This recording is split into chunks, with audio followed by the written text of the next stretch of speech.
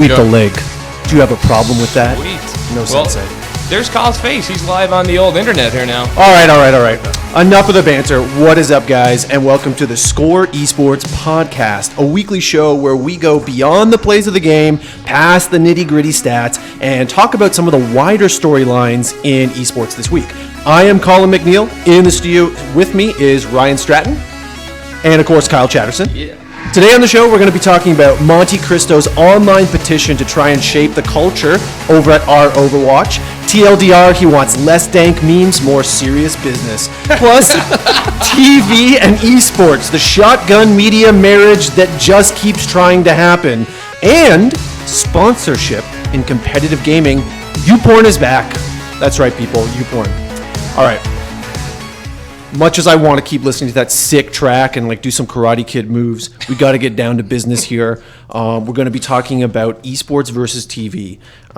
So guys, what was the last piece of esports content that you watched? Maybe DreamHack Masters? Yeah, I had Masters on. We had LCS on over the weekend. You know, those a couple pieces. So where did you watch it though? Definitely not TV. Okay, Yeah, so you TV. telegraphed my little intro pretty well there. Yeah. So you watch it on stream, right? Everybody watches it on stream. That's kind of how it's done. But a cable TV channel here in Canada has decided to go full esports 24 hours a day. It's not the first time this has happened. It is in Canada, but I mean globally, this isn't a brand new thing. But it reinvigorates the conversation about what TV can do for esports. Yeah, I mean, for me, it's just a whole part of the trend that you see our entire generation, and then even more so the generation under us. As again, we're all pretty old here. You know, they're cord cutting. So who's going to have this cable in the next generation to begin with? And then who's going to watch all of their, digital media on cable? Even us, like, you're 30 years old. Yeah. I think Ryan and I are 29. Woo! Who here has TV, like legit TV? I just signed up for it. It's coming this week. Wow. Are you serious? I got sold on it, man. It was a good bundle. Okay, but you're getting it because it's a bundle, right? You're not like, if you had to get standalone cable, would you get it?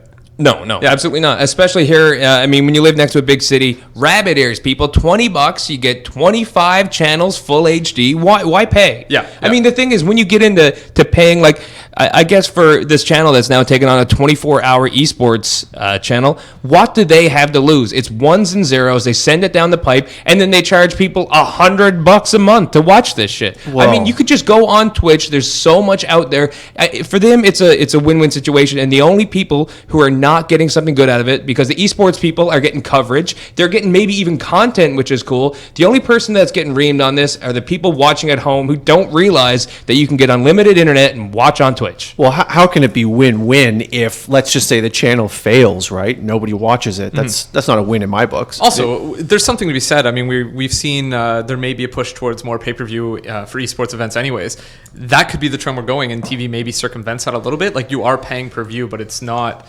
Does it feel as bad if I have to pay $20 to watch like DreamHack Masters as it does to pay $40 for cable access over a month? Well, yeah. let me just put this into last week. I mean, you were complaining about the broadcast times of different whatever of IEM in what was it, the Worlds in China, and what Brazil's hosting MSI. There you go. Yeah, and now you get to watch it on a 24-hour channel if they can get the rights. That's another thing. Well, what are they going to have on there? Well, I don't know about that, but you won't be able to watch, like, I imagine, like the raw stream or anything. That's not the point, right? The point is going to be they're going to repackage things, maybe put it in a more digestible version of itself, and then put it out there after the date. And we're going to be beholden to their schedule still, right? Sure. And if you're a huge fan, you're going to be up at 1 a.m. watching that if you're that big of a hardcore fan anyway. Are they even going to get the rights? Like, in this new digital world, like, can you just broadcast stuff that's on Twitch and just like call it, as long as you give credit to it? Like, what are they going to put out there? I know they're talking about possibly a reality TV show, but how are they going to fill 24 hours a day? I know there's lots out there. Yeah, you do start, like, maybe you do the soup for esports streams, I guess. I don't know, but yeah, you're going to be having reruns, or you're going to be running, let's say, lower tier esports. I envision a lot of like panel shows, panel discussions, and things like that.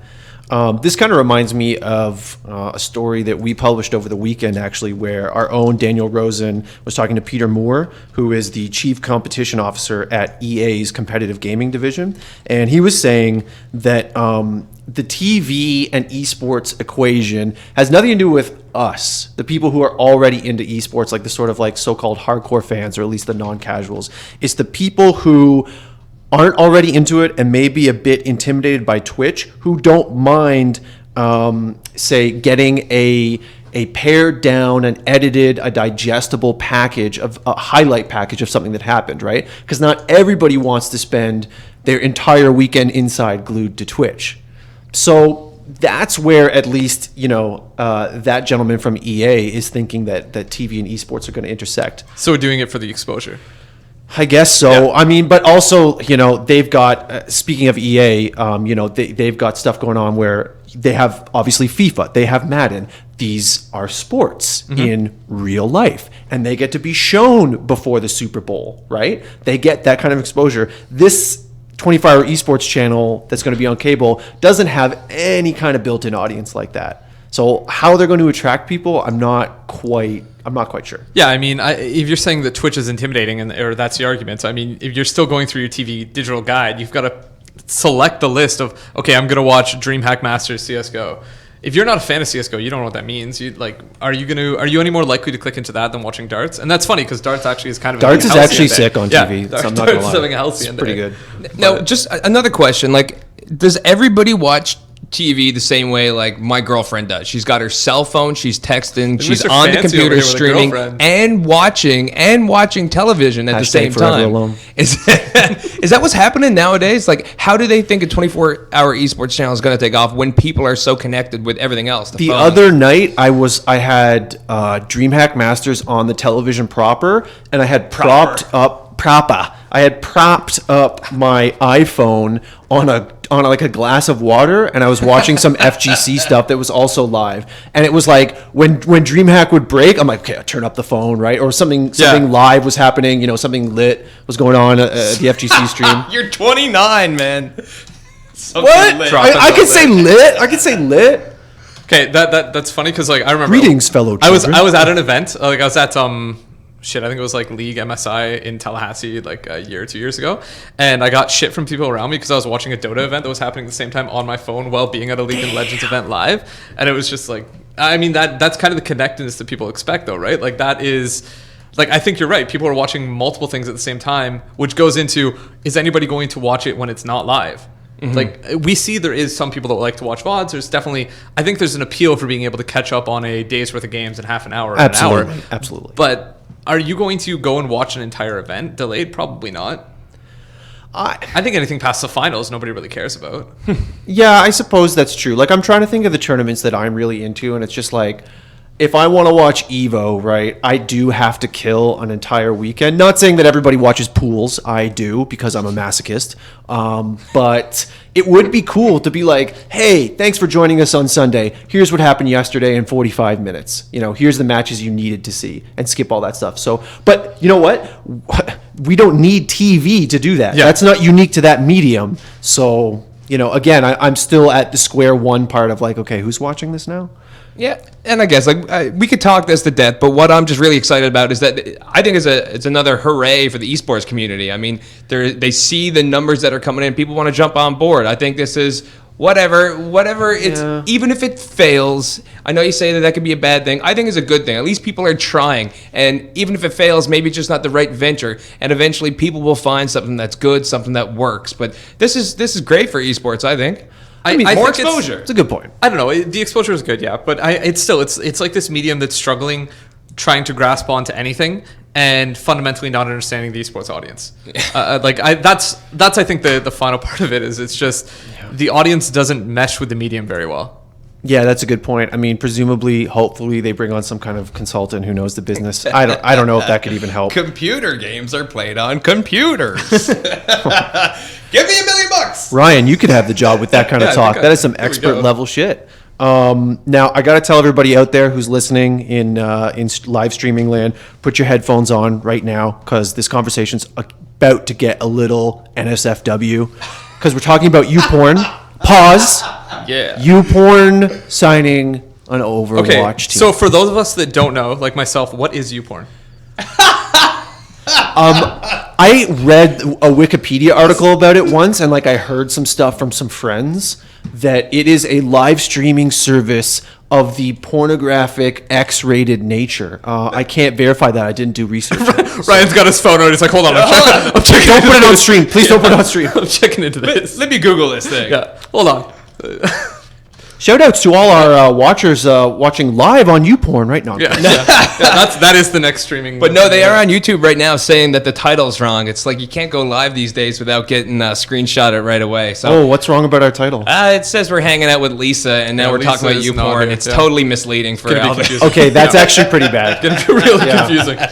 But no, listen. Okay, YouPorn. I mean, like I'm a fan, of course. How can you not be? I'm a fan. I'm not the type that goes on Facebook and shares it with the world. They have There's share a up there. type? Who are they? I've never seen that. And there's also people who comment on the videos, right? Now I That's- want to meet these people that are sharing it. They on exist. Facebook. They were Confirmed. among you. They were among you. Two things confirmed. Ryan knows people who post porn on Facebook, and Ryan reads the comments on porn videos. I know people who hey, do. to be fair, there is videos like dedicated to porn comments, and they are hilarious. Oh, okay. So- I would watch that, I guess. Yeah. And it's on less not safe for work sites, but Yeah. Okay, totally. so what are they doing in the scene right now or in the space? Okay, so they made a big YouPorn rather made a big stir last year when they were trying to sign they did sign various esports teams and pros, and they were met with a lot of difficulty getting into legitimate tournaments and leagues. ESL, for example, banned them because of their affiliation with their sponsor, which is YouPorn. They rebranded to Team YP. If you don't do this at work, if you Google Team YouPorn Esports, be real Boolean with your searches there. Yeah, go to their Twitter and their official site and stuff like that, and it just says all YP. There's no one's naked on it, or there's no innuendo. Well, it might be a little bit innuendo, but the two mountains. Yeah, I know. So they rebranded, and that still didn't really work. And the reason we're talking about that today is that recently the news has come out that they've signed an Overwatch team, including, by the way, a guy who plays Street Fighter, who says he's going to do both. He's going to be Overwatch and Street Fighter, which I mean, That sounds like a great recipe for success. yeah, you're going to be a double. awesome at both of those. think no that's doubt. Double whammy, man. That's gonna go well. Yeah. Okay, so like my question for Team YP and YouPorn is, what are they really hoping to get? Like, there's no way they're thinking they're actually going to be allowed in some of these tournaments. I mean, there's been a rise in kind of vice advertising within esports. We're starting to see like liquor and beer show up. Gambling's obviously been a part of esports for a while, and you're seeing some teams being sponsored by that. Absolutely. I mean, this is just another vice. It has the same kind of age barrier as the other ones. So I guess my question is like, is the scene going to be like okay with that? Are they going to allow it? Is like the general public happy with that? And are they really going to be able to get anything out of this? It's a toughie, honestly, because I mean, we don't want to get into questions of Ryan. We don't want to get into too many questions about morality here, right? Because that's not I mean, when you get into morality, I mean, you could talk about the energy drinks and stuff like that with kids. I mean, that's doing real harm. If you want to talk about morality and you talk about pornography, I mean, where's the morality? Is it for sure? So let's not even go there, right? Yes, exactly. But from a business side, I think that is the key question. Like, what are they trying to do? The rebrand, doesn't that telegraph that, yes, we do want to actually play in a league? Yes, we do want to be in esports. Isn't that what it tells us? just I see people jumping down their throats right away, and just because they come from a background of YouPorn doesn't mean that they are not smart business people that can then do good work elsewhere. If you're in any sort of business venture, if you see that YouPorn is going to take off in stock, maybe you invest in that. So maybe they have a real business professionalism, their sights set on getting an official Overwatch team, maybe to represent Paris in this whole Overwatch league. Maybe they're doing it by the book. They've got Team YP. Maybe they want to be real professionals, no different than all those professional sports organizations that want to get in. So what you business really do they see have this- in there? You really see this as an investment for them, not as a way to get their name out. No, man. It's hard to say. Like, YouPorn is just YouPorn. Like, it's as common as YouTube, even more so. But I mean, like, as far as getting your name out versus investing, I mean, that's what esports really is. It's an advertisement. Like Riot Games has come out and said, we don't make money on esports. This is an advertisement for our core product. Yeah. Core product is not a tournament. It's the game. It's skins. That's different. This is not Blizzard. This is another company. Like, people, again, want to jump on YouPorn. Why not jump on Miami Heat? Why not jump on the Philadelphia 76ers? I think it's only because of the product that they're pushing. I mean, I don't know if they're actively pushing it through their team or anything like that, obviously. But, I mean, the point is to drive traffic to their website. Of course, there's some shock value with that, but why can't they just be real business professionals who want to do a good job and want to invest in esports because there's a lot of money in it, not for the advertisement? So let's talk about this a little bit in that I personally think it's more of a court and controversy thing. I don't think they ever care if they're going to be successful in esports. I think they just want to be part of the conversation, right? Why so negative? I'm not negative. I think it's a great strategy. They don't have to invest heavily in like a team. They don't have to throw huge salaries at anybody. And we're sitting here talking about it. We're sitting here talking about it, and we just came from a meeting where we were sitting there talking about it. I wouldn't be talking about it if they're just like, hey, YouPorn, you want to be involved? Yeah, sure, no sweat. The reason that we're talking about it is because of the ban at ESL, right? We're talking about it because of the history with that. And other than that, like if they just wanted to be in as Team YP, nobody mentioned anything, nobody talked about it, cool, it would be fine. Well, that's what I'm saying. They haven't picked up like top talent across any of the games, right? That's also true. Yeah. I mean, if they were really trying to get in and throw some money around to like become a top organization, then they would have done that. Like, YouPorn probably is not hurting for capital, especially when it comes to the amount that you need to run an esports organization compared to like just their server costs. But you know, like they're not doing that. No, I agree. I think that would signify, you know, that they were really, really serious about this. I seriously doubt that there are esports professionals out there who are like, oh, they're offering me a lot of money, but it's YouPorn, I'll just turn it down, right? I think if they did offer the cash, they would be able to pick up bigger names. I don't know about that, man. Like, why just completely sandbag yourself? If I'm a pro who's trying to make it in this short-lived window where you get to play maybe a year, maybe a couple of years, and there are so many people chomping at the bit to get there, why would I take a shaky team and choose, me as a professional, choose Team YouPorn who are not established yet? Step one is YouPorn is get established. You're making the assumption, though. Step two is then acquire good talent, but they've got to be settled and sturdy and like a good identity. And then I'm going to say, as a pro, consider it. But right now, as a pro, I would never consider it. You're making the assumption that those pros have other options.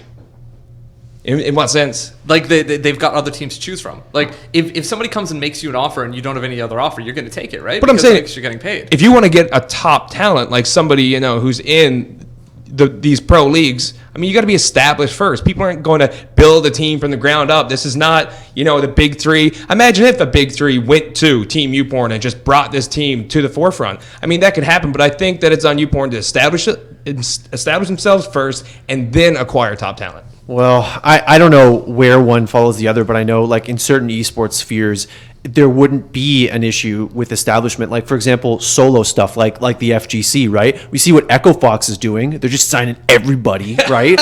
And so it's like, why didn't Team YouPorn a year ago, I think it was like in April this happened, why didn't they go and say like, okay, you know, Tokido, we want you to be on Team YouPorn. Daigo, how you doing at Mad Cats? Come over to Team YouPorn. Like things like that. And then they couldn't play. Like who knows? Like why would people join? That's a fair point. Like I think that's actually the biggest thing right there is if you're going to come at somebody and be like, hey, even if we'll give you like a whole bunch of money to come and play for Team YouPorn, but you're not going to get to play your game anymore.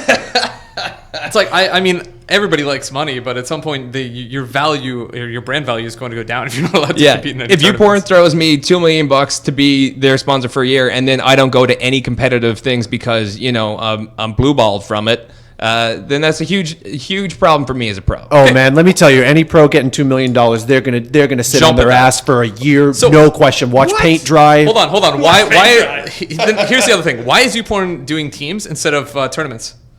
Right. Throw a YouPorn tournament. I think that's the easiest sell in the... Totally. Hey, some CSGO guys, we're throwing a YouPorn tournament. Would you guys like to come? Yeah, no, I'm going to come. Yeah, we're good. Maybe. But I'm thinking about, again, that top tier talent. Why have these, you know, lesser tournaments that are not that big? Maybe they want to hold out and not establish themselves in this, like, low level, like, you know, D League, nobody cares. Maybe they want to be at the top tier and they don't want to start small. They want to aim big and go for that big Overwatch spot. Like the Overwatch League could be huge. And maybe they're gunning for it. You heard it here first. YouPorn wants to aim big and go for the O spot.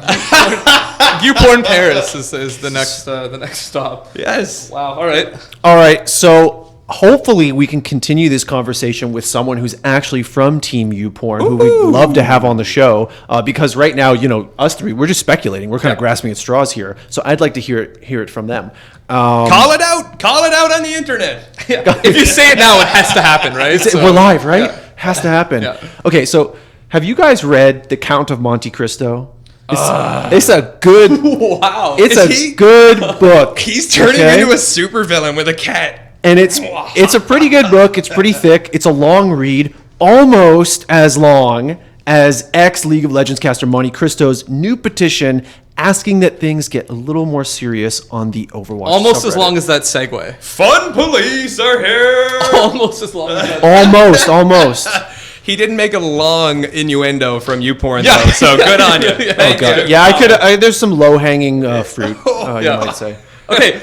Yeah, the fun police. I think that's. Have pretty you guys accurate. Have you guys read his petition and his post? I read the Cliff Notes. Yeah. Yeah. Okay. Yeah. No. Yeah, we read through it, but Yeah, I got enough to sign off on it. Yeah. So this, for anyone who's not keeping track, like this just popped up where MonteCristo's like, guys, memes are great, GIFs are great, plays of the game slightly less great, but they're fine. We don't want the Overwatch subreddit to be flooded with them. We need to foster a serious community with regards to competitive gaming discussions, right? And everyone's just kind of popping off on this. We got community members on our Overwatch, which is a huge subreddit, by the way, saying, hey, guys, there's already a competitive Overwatch subreddit, and there's already a university Overwatch subreddit, to learn how to play and stuff like that. So why don't you go there? And we've got moderators from other esports subreddits, like a guy from CSGO came in, and he was just like, well, I don't think it's going to work. I see what you're saying. People are saying they don't want it to end up like the League of Legends subreddit, where it's just only esports content, nothing else has a chance to live. And you can't even play in the game and have fun without people just roasting you. Well, that's another issue, right? Like, have some fun.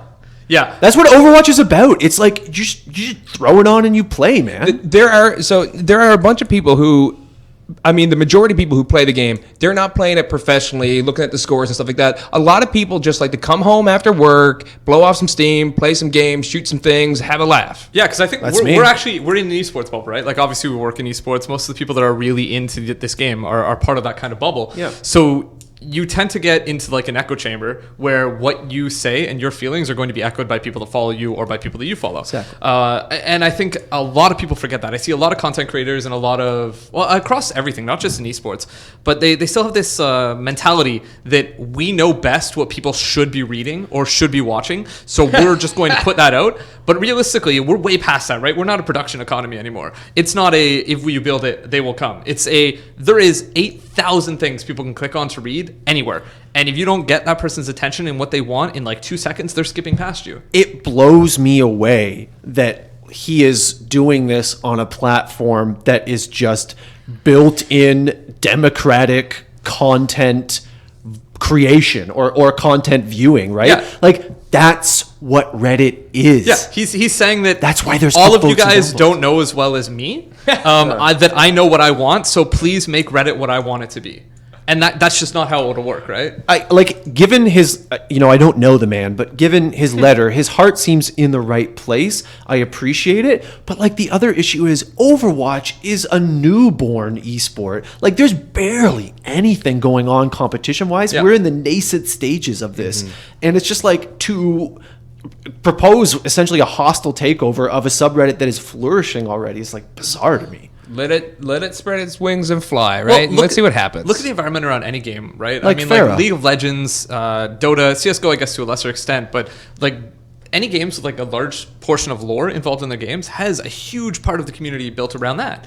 Where do you draw the line of, okay, is cosplay going to be part of this? Because I know a lot of esports people wouldn't be as huge into cosplay, but there's a big amount of people that are. For sure. There's a large amount of people that are. Fan art, same deal. Not speaking of YouPorn again, Overwatch pornography is through the roof. Yeah, why are we not? Are we going to allow Overwatch porn on the subreddit? I mean, why not? I don't know. Why didn't Monty address that? That is a burning question. Yeah. We should Really, get him and the YouPorn people in the Really same left room it and out. be like, Overwatch porn. Discuss. Yeah. But listen, what is Monty's agenda? Who's put him up to this? Is he part of the Illuminati? Get some conspiracy theories out here. I don't What's think there's I have a good happening. relationship with happening? Urian, so I'm going to get on the phone with him and I'll ask him about I don't think there's a big conspiracy here. I think realistically, that's the type of content that Monty produces. So he wants a place that allows him to kind of get his stuff in front of as many eyes as possible.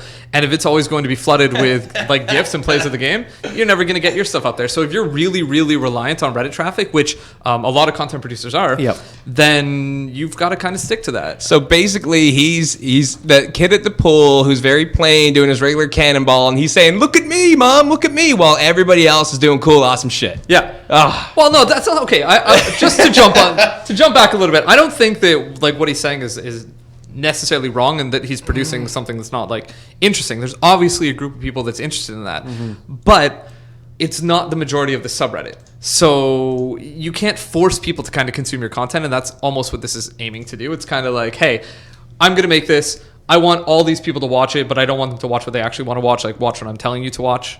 And that doesn't work. I mean, I just feel like it's a recipe to kill the subreddit. Like, okay, he's got an actual petition, right? I think it's got like 1,500 signatures as we record this, roughly.